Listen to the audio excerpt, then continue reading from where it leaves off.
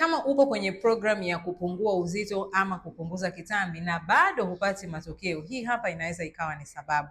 Watu wengi sana wanakata tamaa, wanaishia njiani kwenye safari yao ya kupungua uzito ama kupunguza kitambi kwa sababu hawapati matokeo yale ambayo wanayatarajia. Sababu inaweza ikawa ni homoni ya cortisol imeongezeka. Homoni ya cortisol ikiongezeka inapelekea mafuta kujirundika mengi mwilini, na yale mafuta huwa yanakaa sehemu ya tumbo sana sana, mikono pamoja na mapaja. Kwa hiyo kama unaona unatumia nguvu kubwa, let's say unakula kidogo ama unakula unapotakiwa kula ama unafanya mazoezi au ovyo na bado hupati matokeo yale unayoyahitaji, basi anza kushughulika na hormone.